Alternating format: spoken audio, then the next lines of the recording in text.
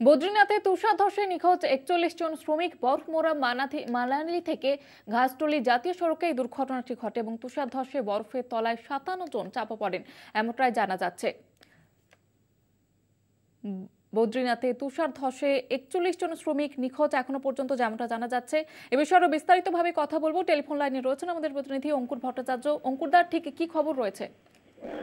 যেটা এখনো পর্যন্ত জয়িতা জানতে পারা যাচ্ছে যে একটা তুষার ধস হয়েছে উত্তরাখণ্ডের চামোলি ডিস্ট্রিক্টে, এই বদ্রীনাথের কাছে। এখানে মানা ভিলেজ কাছে, মানা গ্রামের কাছে যে কাজটা হচ্ছিল বর্ডার রোড অর্গানাইজেশনের পক্ষ থেকে, সেটা জানতে পারা যাচ্ছে ৫৭ জন শ্রমিক তারা সেখানে কাজ করছিলেন, নির্মাণ কাজ করছিলেন, এবং সেই সময় তুষার ধসের ঘটনাটি ঘটে, যার মধ্যে এখনো পর্যন্ত ১৬ জনকে উদ্ধার করা সম্ভব হয়েছে, কিন্তু এখনো পর্যন্ত ৪১ জন সেখানে তুষার ধসে আটকে পড়ে রয়েছেন, যেখান থেকে উদ্ধার করাটা অত্যন্ত কঠিন বলেই জানতে পারা যাচ্ছে। উত্তরাখণ্ডের পুলিশ হেডকোয়ার্টারের পক্ষ থেকে আইজি জানিয়েছেন যে ইতিমধ্যেই এই তুষার ধসের পর উদ্ধার কার্য শুরু হয়েছে এবং এখনো পর্যন্ত ৫৭ জনের মধ্যে ১৬ জনকে উদ্ধার করা সম্ভব হয়েছে বলে জানতে পারা যাচ্ছে।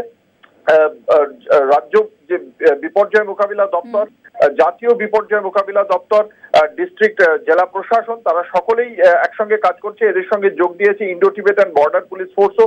সকলে মিলে এই যারা আটকে রয়েছেন তাদেরকে উদ্ধার করার চেষ্টা চালিয়ে যাচ্ছেন। তবে এখনো পর্যন্ত উদ্ধার সম্ভব হয়নি।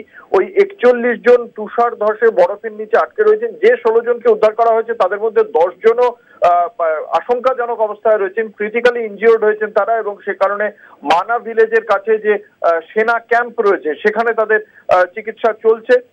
এখনো পর্যন্ত এই ৪১ জনকে উদ্ধার করা যায়নি। এই বিষয়ে ওইখানে যেহেতু অত্যন্ত দুর্গম এলাকা, সেখানে নির্মাণ কার্য চলছিল, ফলে সেখানে দ্রুত পৌঁছানোটাও একটু ডিফিকাল্ট হয়ে গিয়েছে। পুরো বিষয়টি খতিয়ে দেখছে প্রশাসন, চলছে উদ্ধার কার্য। ধন্যবাদ জানাবো অঙ্কুরদা। আমাদের সঙ্গে টেলিফোন লাইনে ছিলেন প্রতিনিধি অঙ্কুর ভট্টাচার্য।